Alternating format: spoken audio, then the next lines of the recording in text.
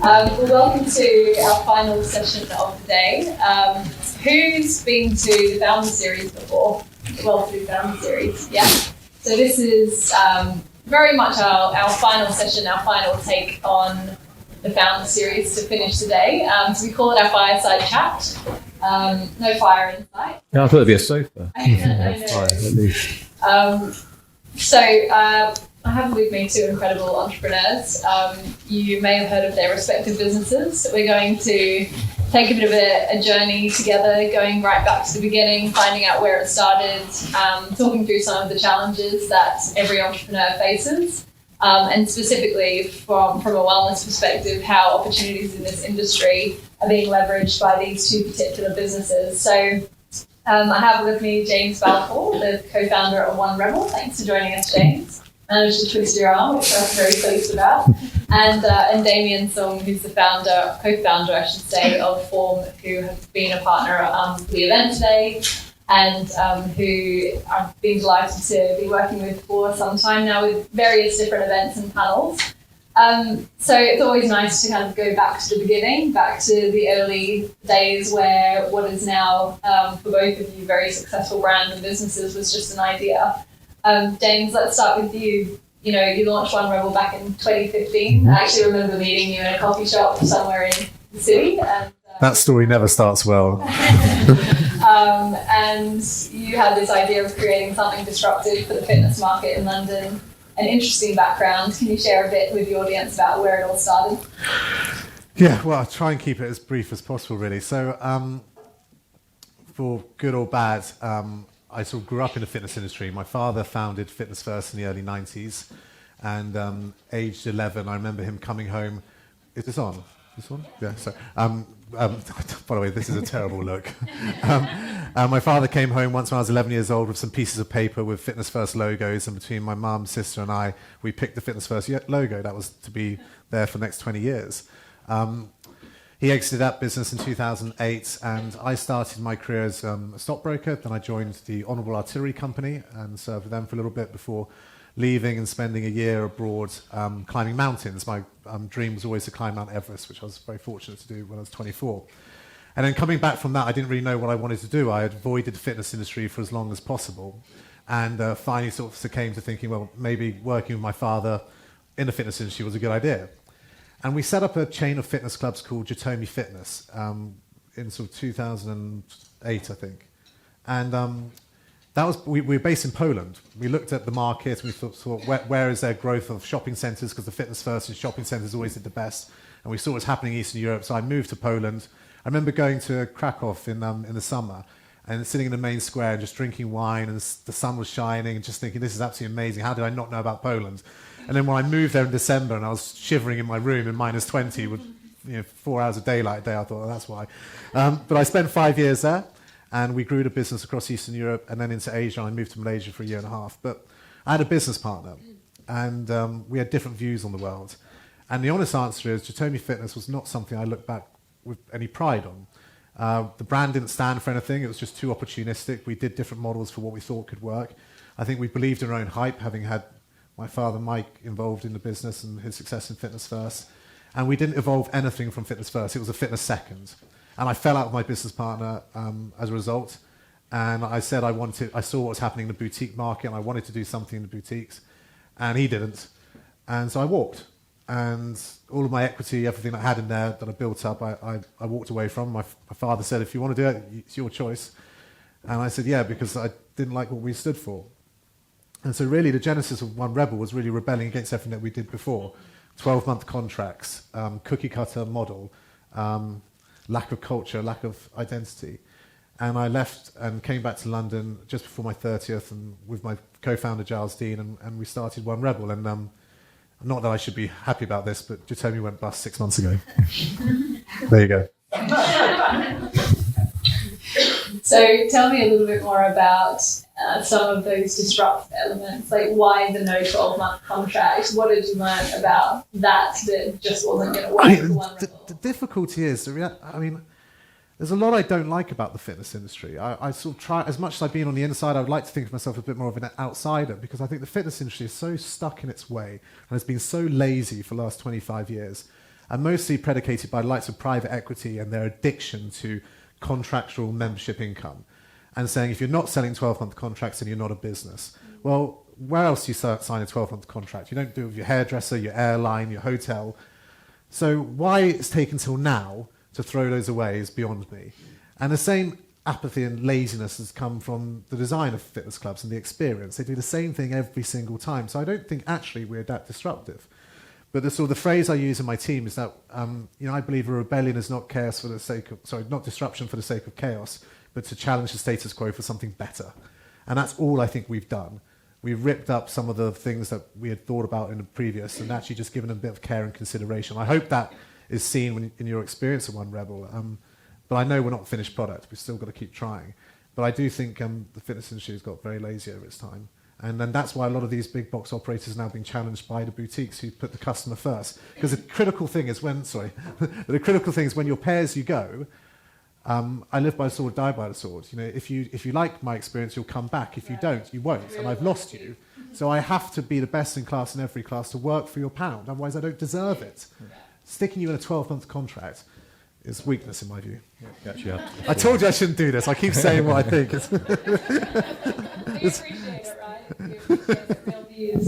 Damian, I guess a lot of disruptors don't like being associated with the word disruption because it probably feels quite natural for you to do things differently. But Form certainly launched with a bit of disruptive mindset to do things differently when it comes to protein and supplements. So tell us a little bit more about your vision, and perhaps you've got similar views on the way the supplement market was framed before you launched and sort of came up with your concept. Yeah, I mean, I guess the whole kind of reason we kind of started Form was really to kind of elevate that whole idea of what nutrition is and what it could be. It was a massively crowded space. There were so many kind of protein brands around. But for me, when I kind of looked at it closely, they were all very roughly the same, and when I kind of plotted out the whole kind of landscape, there was kind of the ones down here which were catering to kind of the big kind of muscle men after the gym in terrible plastic pots and, lightning flashes and bad graphic design. I mean, I don't know where actually you get all that kind of graphic design done, I don't know. And then you had kind of the other kind of quadrant of kind of very kind of hippie-ish kind of, very kind of, new age kind of products. And there's nothing really that kind of spoke, I think, to me personally, or that I thought was really kind of elevating that idea to be more than just a protein shake after the gym, to think about how you nourish your whole self, to think about, education, to think about the nourishment of your mind, to think about learning, to think about what you can do for other people, right? Because if I'm thinking about whether I'm having 20 or 30 grams of protein after a workout, that's right, a massive, massive luxury. And I think, then when you kind of start to think about that, you realize that you can kind of create a brand that kind of is looking at the self, but also kind of going beyond that as well. So really that was what we just tried to do, right? We just wanted to kind of do things a bit differently. I think I'm probably naturally quite a contrarian person, so I like kind of just doing my own thing. I don't really want to fight in the same space as other brands. Like, they can do their thing. We just kind of do ours, and I'd rather kind of play in my own playground, right? So who was that? I mean, it's your profile, but what are the characteristics of that person that wants to think differently about it? So I guess, how kind of I see Form in terms of a vision or kind of like the person, it's like if you are someone that kind of cares about your own performance, that thinks that kind of performance isn't a zero-sum game, right? For me to win, you don't have to lose, right? And that thinks you can kind of perform at your best without other people having to suffer as a result, whether that's kind of, sweatshop fashion and kind of cheap labor, whether that's kind of really poor kind of dairy-based products and the bad treatment of animals. If you're someone that kind of wants to do all those things and just have a little bit of consideration for others, then that's the kind of the person that we want to go for. And I think, we can then become like a trusted kind of brand source for products, obviously, but also for education, information. I don't think anyone's really doing kind of content in our space really, really very well yet. So that's kind of how I see, if that's you, then buy our products. Yeah, I think a lot of trend agencies are calling that person a conscious consumer. Yeah, so yeah. I think it's about leading impact beyond just their own personal well-being. There's obviously a tipping point in every business. James, fast forward today, you've got 5 locations. 6 on Monday. Soon. Angel, pre-sales open now, 20% off. So I guess what have been kind of some of the hardest lessons learned scaling the brand, especially, I suppose some of the things that commonly are shared as challenges in the boutique fitness space in London is it's hard to find real estate, it's hard to find good locations, it's becoming a more competitive market. But what have some of the challenges been for 1Rebel? In month 1 of St Mary's Axe, our first club in 2015, our occupancy was 13%. If you've ever been to a spin class with 13% occupancy of 60 bikes, it's pretty fucking miserable. It's like being the first person on a dance floor without being drunk. So we had to sort of tell people what we were for a little bit before that sort of worked out. And some of that then involved keeping your nerve and believing in what you were doing. Because there were a lot of people who also wanted us to fail. A lot of people in the industry, and people who thought maybe we were coming a little bit boisterously.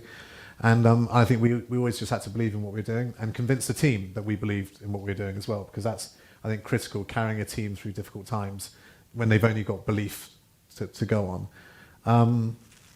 I think it's not actually hard finding sites. It's harder saying no to sites, because there's a lot of sites out there, but the problem with retail, which is really what we're in, not really big box destination membership clubs, is that one side of the road can change your business by 50%. And I've seen now a number of our competitors try and compromise on certain points of the business in order to think, well, I'll spend a little bit more money on fit out if the rent's lower, but you've got to get those locations spot on. And so we've said no to many more than we've said yes to, even though they've looked good, they've looked cheap, they've looked all the rest of it, but there's always been something there which has said no. And then I think I've had to learn a lot. As I said, my background is more in banking and the military, so I used to shout to get what I wanted, being really honest. And we are a hugely a people business, and I've had to really develop my soft skills and learn to show that how much I care about people, because I always generally have done, but actually showing it is very, very important. And that was not necessarily easy for me at the beginning, but my God, have I seen the dividends from it. And we now have, I believe, a fantastic culture, a fantastic team in our business. And if you have that, I believe it percolates through to everything else. But it's been hard fought. And sometimes you've also got to get rid of the toxic people, because they can spread and become very negative. But I think we're probably culturally at our best now. So I'm very happy about that. And expansion abroad on the horizon? Yeah, so this year we will open in Angel on Monday. Pre-sales start now and 20% off. Holborn later on in the year, and Oxford Circus as well. So the business will become truly, I think, pan-London in this year. And by the first quarter of next year, we will open our first club internationally, which will be in Melbourne. I find it really difficult to explain why we're not in Manchester but going to Melbourne, and I haven't quite worked it out. But basically, the true story is I had a great FD. She was absolutely fantastic, really commercial. And she had to leave England because she got divorced from a dickhead English boyfriend. And apparently we kick out really successful people just based on that. So I said to her, rather than lose a good person, why don't we expand the business? So she is someone we trust implicitly, and we've convinced our shareholders it's a good idea. And we are backing her to run the business out there. Excellent. Good for our leads. I also love how not really strategic that is. It's just... Yeah, but I tell you what, it might be more strategic than you think, because she's someone that I trust completely. Yeah, and in business, if you're going to give your baby to someone, you've got to have a babysitter that you trust. Yeah, because everyone else will screw it up. Absolutely.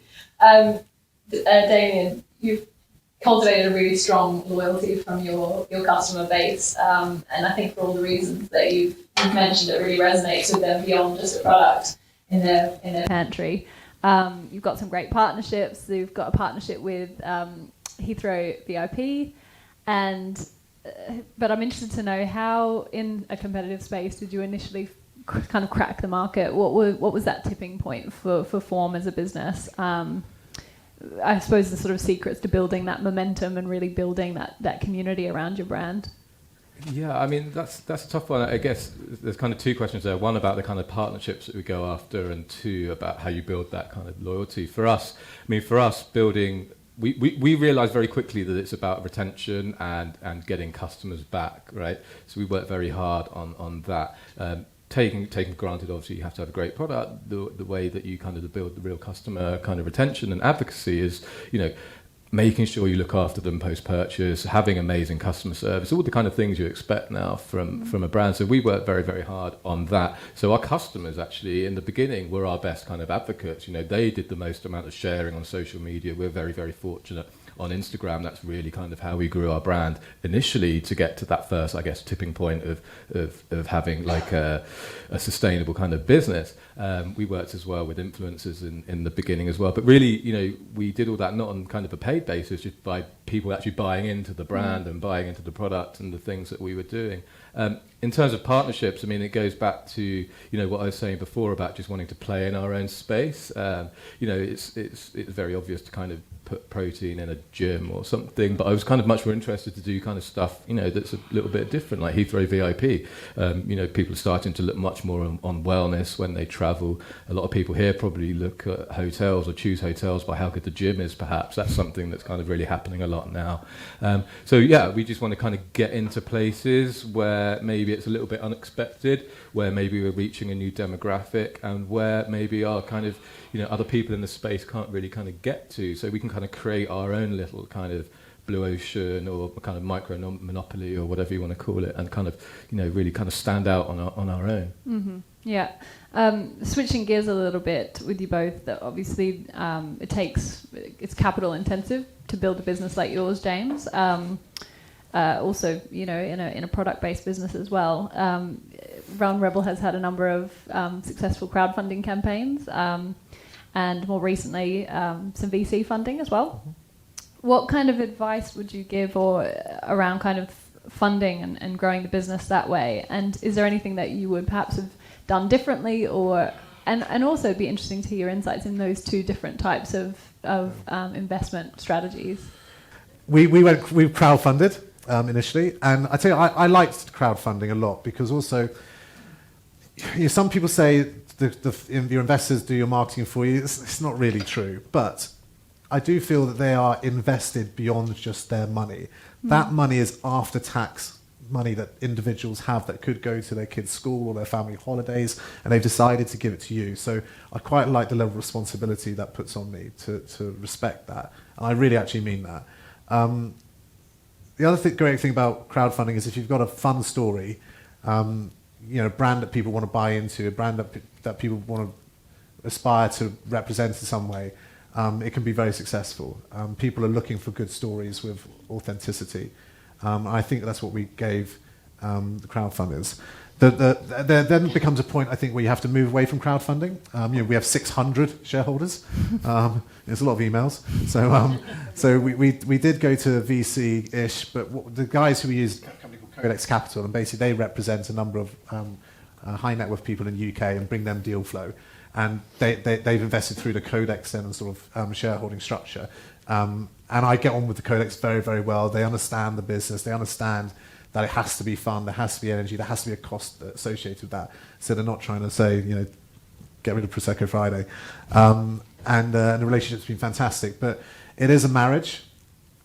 You have to treat it, I think, with that level of, you know, meaning, because if you get a bad shareholder, it's no fun, believe me. Very, very not fun at all. So you do your due diligence on who puts an investment into your company, because you really, really want to be able to have a free-flowing conversation with them, to be able to get on well with them, for them to understand you, and also to support you, because it's a lonely place running a business. You don't typically have someone to go to complain to or to air your issues. You know, everyone's looking for you to solve them. So to have a shareholder that can also act in some way as a mentor, I definitely recommend.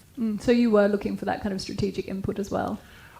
No, I think I was too naive to understand that was of value, but now I've got it, I just see it's really useful. Yeah. Really useful. Damien, what's your funding journey been like, and what have the learnings been along the way? So I guess that kind of strategy depends on the type of business, right? Mm-hmm. Firstly, on the economics, it's probably clear to most people that to kind of open a gym space, for example, you know, it takes like, you know, £1 or £2 million per kind of space, whereas kind of products kind of can be done a lot cheaper, and you can be, if you're smart and you can negotiate, then you can do it, you know, very, very, very capital effectively. So we kind of funded ourselves, and we're very lucky to be kind of profitable and be able to grow organically from pretty much day one. We clearly, we got approached by a number of investors, and I've been involved in other businesses before where I've raised money and worked with investors, and I didn't really want to kind of I didn't want to be in a position where I needed investors. I wanted to be in a position where we could kind of bring on an investor when they represented something as a strategic investor who could offer a lot more than money. I never wanted to kind of take dumb money, as you call it. So and also to James's point, I never really wanted to kind of complicate the cap table too much. So we were lucky. I mean, we kind of didn't need much money to start. We were able to kind of fund ourselves as we grew. We weren't just racing to be like the biggest. We wanted to kind of take our time and do things right. So we never kind of needed to raise money, but we did take on some investors kind of last year. I mean, it's like the third firm that approached us, and they were just fantastic in terms of not just giving some money, in terms of the freedom that they would give us, in terms of the network that they would open us out to, and alluding to kind of James's point, I think that's where the real value of investors is like if they can open up a network to you of places you couldn't get otherwise. They are also like a sounding board. They have other investments, so they have other kind of founders or other businesses in my position, or similar positions, or what position I might be in 6 months or a year's time. So there's all this kind of network of advice now. So for me, actually, that's the most important thing. I speak to them a lot. I'd definitely say keep your board small. Yeah. Honestly, some people think having lots of board members is a good thing. You can't run a business by committee. And everybody, when they come to a board meeting, in order to suggest that they've got value, often only presents that value by criticising something that you do. And it's not valuable. You need, so I would say 4 to 6 maximum. Yeah. And people get really hung up on raising money, like actually, like raising 5-10 million pounds or whatever is like an amazing thing. And it might be if you need all that money and you can actually leverage that money to create greater value. But actually, if you're just giving away a big chunk of your company, which most people are in that situation, and it might not even be the best thing for you, because ultimately then you end up like you're effectively an employee, and that was the last reason why I started that business. Most fundraising is for vanity. Yeah. Every time you hear, I've raised money at a valuation of 100 million, look at me, I'm off to the races. The only number that ever really matters is a number that someone writes you when they buy your business. The rest of it is total nonsense. Right. Yeah. So, I could go on about this for too long, but 87% of the $1 billion IPOs in the New York Stock Exchange over the last 12 months make zero money. Yeah. If we're not in a bubble, I don't know when we will be. Yeah, absolutely. So don't ever listen to valuations. Yeah, and the only reason that's happening is because there's nowhere else for investors to put cash right now, right? So it's a portfolio play on 10 different kind of brands, and maybe one of them will make it big, but they have nowhere else to put their money, right? So that's why you have all these businesses making zero. Uber is the biggest transfer of wealth the economy has ever seen, from funds to Joe Blogs catching an Uber. We're just subsidised by American funds at the moment, so long may it continue, but I think it's all going to go flop. Yeah, and it's interesting, isn't it, that those are the aspirational companies that so many entrepreneurs look to, and it's a shame because, to your point, Damian, a focus on a business of actually selling and being profitable seems to get lost in translation. Yeah, I mean, I seem to be kind of fairly old-fashioned in the view that I'd kind of like to make some money. I kind of say any fool can sell a tenner for a fiver. Right? Yeah. They say revenues for vanity, profits for sanity. Yeah. That's a good one. Write that down. That's a tweetable from James. So let's talk about the kind of brand purpose, because you both touched on that in terms of the vision that you had for the business, but consumers are much more critical now about the brands they engage with in terms of, the impact you're having on the wider world, the causes that you align yourself with, which both of your businesses do. How has that affected the way you run 1Rebel, James? And I suppose, how do you choose to align yourself with certain causes and build that into the brand so that it's genuine and authentic and all of those things? Those are the really key words, genuine, authentic. A journalist once called me up and said, how does 1Rebel empower women? I thought, I'm not going to this question. I said, they come empowered enough. It's really important to us when we look at certain, because we do get involved in certain social issues, political, social, environmental issues, that we do it not to pander or patronise, and because it's a dangerous territory. Mental Health Week, a lot of our staff tried to write blogs for it that we could put out, and I would look at it, and often they said a lot but said nothing, and I didn't want to do it just to take part. Mental health is actually vastly complicated. There's not one sort of thing fixes all. Lots of different types of mental health issues. So just to write a blog saying balance means nothing to someone really suffering from something like PTSD or anxiety. So I think we are quite disciplined on saying no to things as well. And then if we do say yes to something, we do want to do something, it's got to be because we really mean it. Some stuff comes from me, but now a lot of it comes from my team. And from my experience on things like mountains and expeditions in the past, I see what also we're doing to this planet. And in the Christmas of 2017, I was thinking, as we all do in Christmas, what are we going to do next year to be better?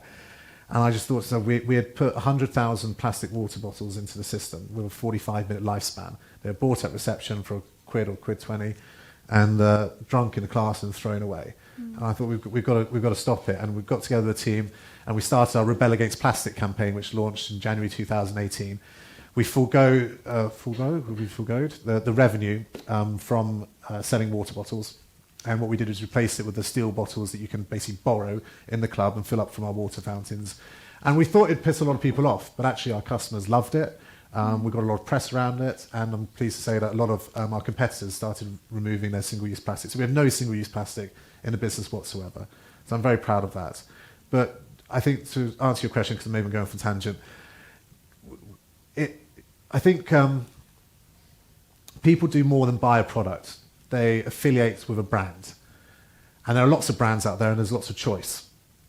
And you can work hard by delivering a fantastic service, or you can work harder by delivering a service with a purpose. And I think as long as we, again, steer away from patronizing or pandering, I think people will believe that we believe in what we're doing. And you know what, if we fake it, you'll see it and you'll call us out. And the statistics show, don't they, that businesses that are purpose-driven are growing faster than the economic average. And I think, to your point, as long as it's authentic and as long as it is aligned with the greater mission of your business, then consumers really value that you're giving back. And that's really been a fundamental part of Form's vision, your feeding fund, and we're obviously supporting that today, which is fantastic. But now more than ever, consumers want businesses to empower them to make better choices as well.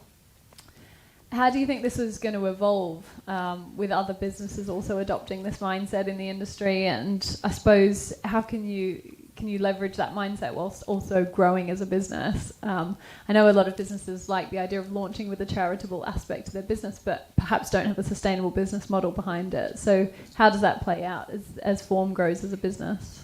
I don't know, that's a really tricky question, but I guess we've talked in a lot of the panels today about kind of purpose, right? And I think people are realizing now that to have kind of a positive impact on the world and to really kind of be able to create change, one of the most effective ways of doing that is with a profit-driven, sustainable business that actually is doing some good, right? Because if there's no businesses doing that, you're relying on charities, which are relying on donations, or you're relying on governments, which are, useless. As we've seen, pretty useless in many ways. So the only actual sustainable way is by businesses kind of doing something positive, and it doesn't take a lot, right? We've heard from B Corporation, B Lab today. You just have to kind of encompass something bigger in your model, and for us it was obvious to kind of look at nutrition and how we could use that the provision of nutrition to kind of people without access otherwise to be able to get healthcare in that example. So I mean, if people are looking at it, that's it's just how you wrap it up in your model and make it authentic and make it part of your kind of DNA.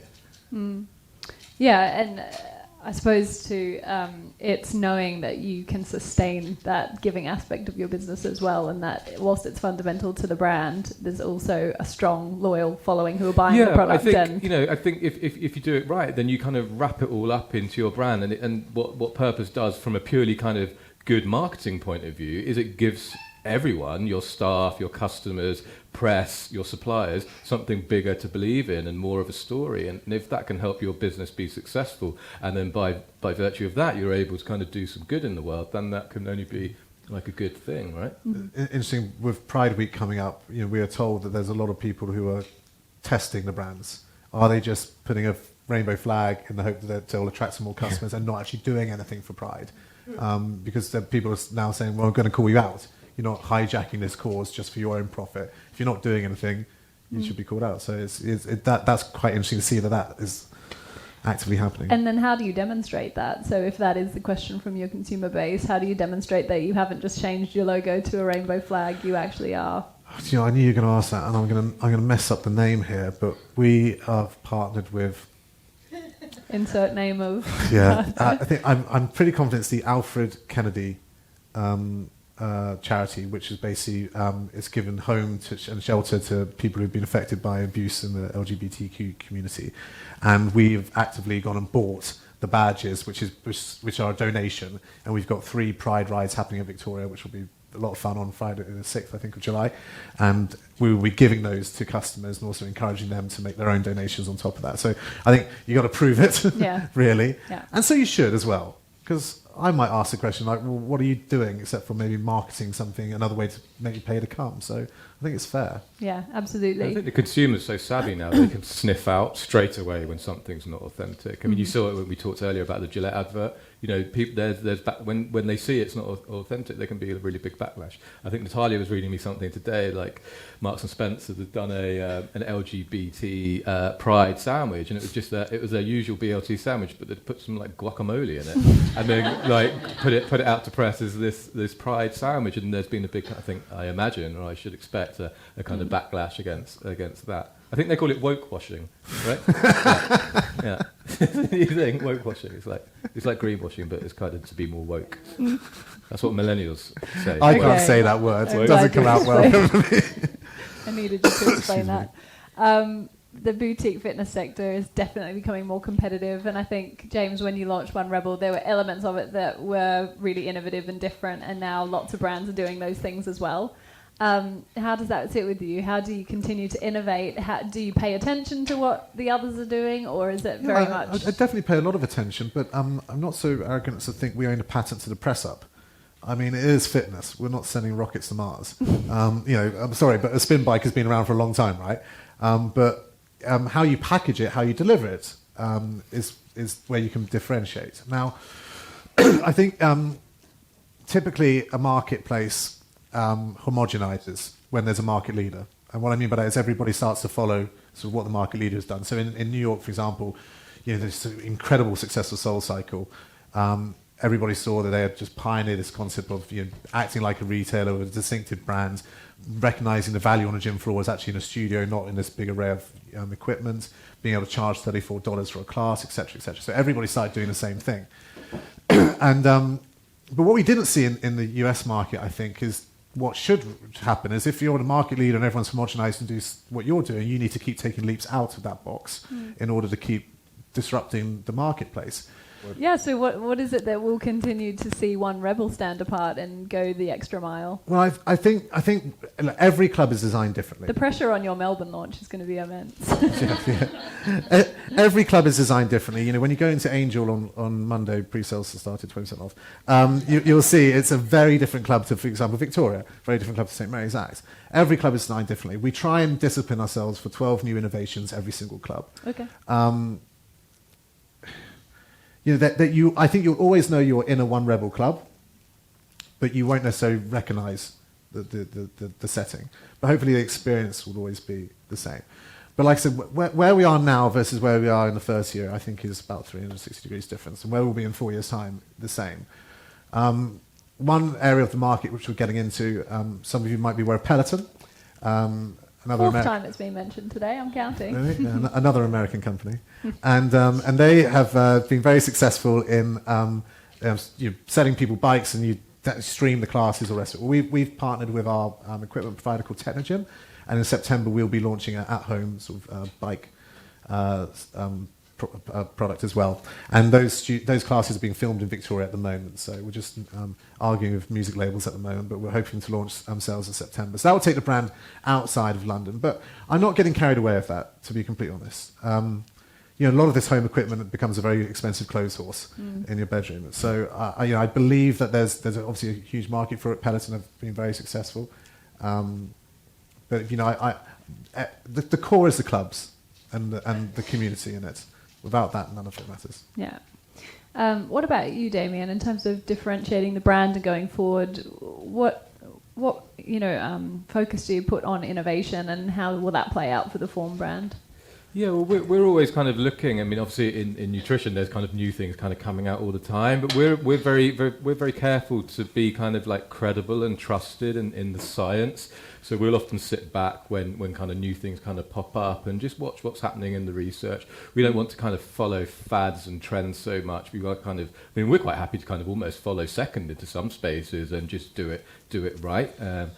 I looked carefully at CBD. I think CBD and cannabis, as we've discussed today, is like super interesting space. It's not right for us at Form, but I think there's some amazing brands doing some really interesting stuff. But I don't know. I mean, I think there's like big opportunities outside of kind of nutrition. I think kind of like the mindfulness space is like super interesting. Kind of like consciousness, psychedelics are kind of probably going to come on as a really big thing. I think once we get through the whole cannabis thing, that'll be the next thing that people are kind of really starting to look at carefully from a consciousness point of view and from a performance point of view as well. Damian microdosed before this. I hope you know. There was some out there. No. I don't know what you gave me, but it's not helping. No, I've never tried CBD, and I wasn't about to try it this morning before hosting the event. Before we kind of throw it out to the audience for a couple of questions, I'm also mindful of time. Let's kind of look forward. So, actually, you've covered off your partnership with Technogym, and I think that's an interesting leverage of trends, James. So, actually, let's sort of finish off with advice to our audience. We've got a room of entrepreneurs. When it comes to, as I've said, the competitive landscape of the fitness industry, how do you play it into kind of future-proofing your business? What's your advice for someone in the room either playing in this space or thinking about playing in this space in terms of creating a sustainable business? In terms of business in general or just the fitness industry? Yeah, well, both. But obviously you're swayed in the business in the business you're in, but generally. In terms of business in general, I think having a business partner is a good thing, and typically one that you don't always agree with. I think if two partners agree on everything, one is unnecessary. So have someone that you can butt heads with. It makes it harder, trust me. I mean, I've had full-on rows with my business partner, but it's because we both cared and we got to somewhere in the end. So, don't shy away from confrontation or allowing people to argue with you on your doorstep. I think that's important. When I see people pushing protesters away, governments pushing, I said, no, let them protest on. If you believe in what you're doing, let them go to number 10 Downing Street and have a chat. I believe that friction is really, really useful. Pick your partners and your investors. Do the due diligence in the same way you would do in a long-term relationship, because that's really critical. Believe in what you do. Because you, in the end, have to persuade everyone else that you're right, or that your vision is worth backing. So you have to 100% believe in it.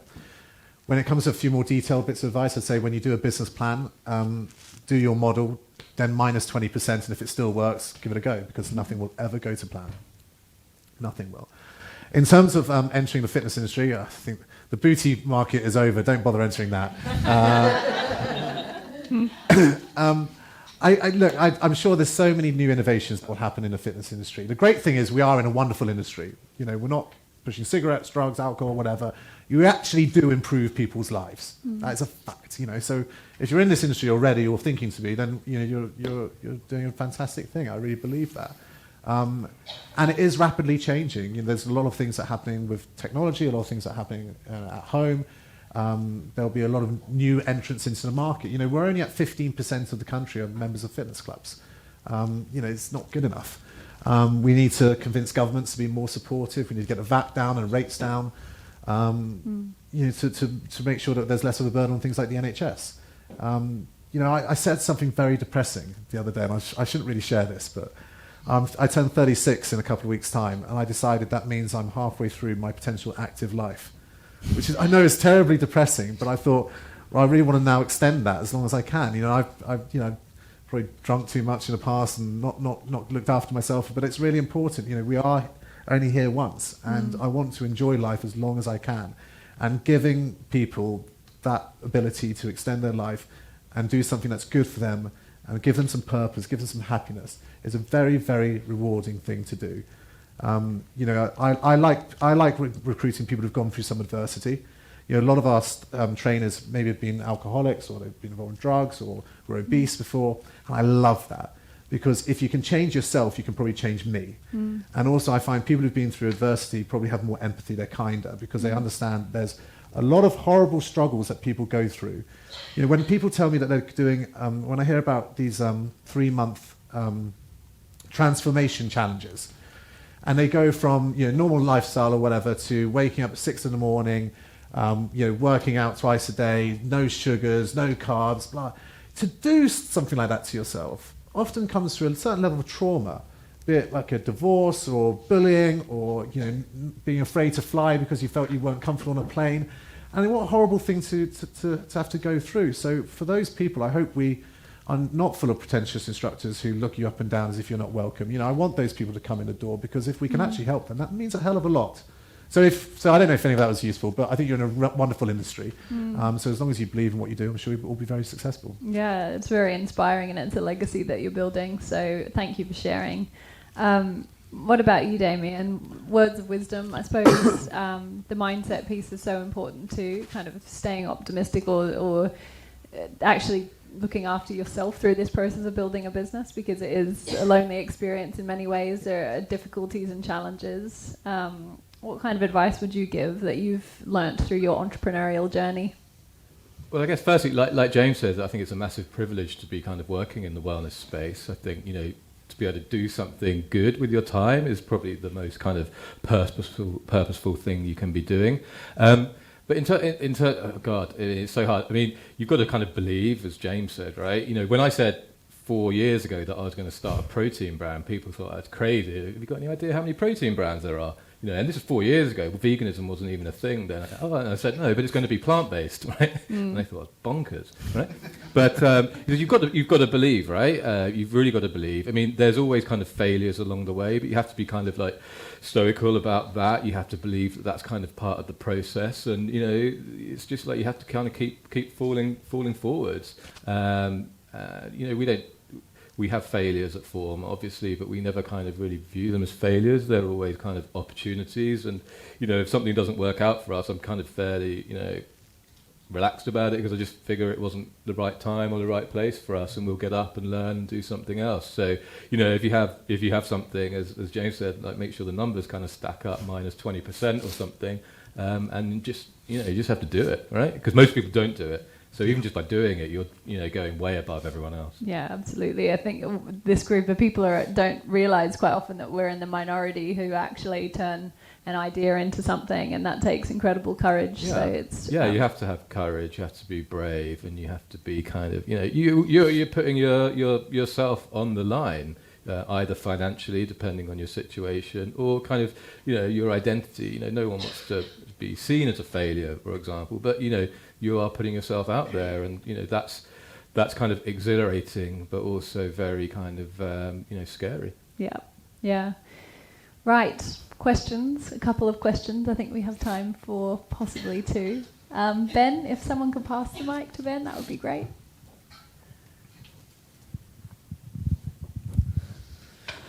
Hi, Ben Coomber. Ooh, microphone.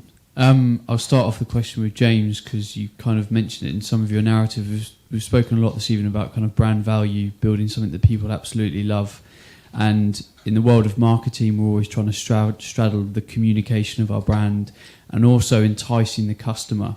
And I'm just wondering, you mentioned your strategy for launching the new site on Monday, 20% off, if everyone didn't hear. That was kind of a bit of your message there of the launch, and I'm wondering how much you use discounting and pricing as part of that, because that might detract away from the brand value. Yeah. And I'm wondering how you kind of navigating that in your business. Good question. I think, it's a really good question, because there's a lot of brands who will refuse discounts because they believe it's, you know, can weaken the brand integrity. I believe it's a quid pro quo. So just to give that discount a little bit more detail, the discount is only for Angel. You can't use any of the other clubs. So it's only to build the community in that club. So you kind of get a raw deal if you want to travel to other 1Rebels. So I only ever believe in a discount if there's almost like that social contract that makes sense. if you get into a habit of discounting, because my God, the customers are smart. They start knowing when you're going to do it. I don't think we'll ever do a Black Friday discount ever again. The last one we did, is that what it's called? Black Friday? Yeah. The last one we did was fantastic, and then just no one bought anything for 2 weeks. And so I reckon if we didn't do it, the sales would have been here. Instead, they went here and then there. Do you see what I mean? And people are being so programmed and conditioned for that stuff. So Yeah. I think you do a discount if you've got something to say. If you're doing a discount because you're in trouble, then you're answering the wrong problem. And I think a lot about business is understanding what the problem is. If your occupancies are low or your profits low or whatever, a discount isn't going to get you there in the long term. The real problem is what's happening in the business. And only when you find out what the problem is, you can find out the solution. So tactical discounts, yes. Discounts because you're in trouble, wrong answer. And you sense that from a business, don't you? When you get an email through with a discount, you sort of, as a consumer, think, oh, and also, why? When SoulCycle open, I always throw in a few things. One more question? Yes, at the front here. Thanks, Ben. Oh, thank you. Sorry, I've got a question for you as well, James. You talked about your prospects to open a studio in Oxford Circus at the end of the year. Obviously, there's already a few boutique studios in the area, F45, Cycle, SoulCycle now as well. Do you see that as a threat or an opportunity? And also, I'm keen to get your views on market saturation in the area as well. Yeah. So a lot of the original boutiques, SoulCycle, Barry's Boot Camp, they were only ever going to do one thing, and obviously do it very, very well. But the clue was in the title. We deliberately went for a name which didn't say that we were just about one thing.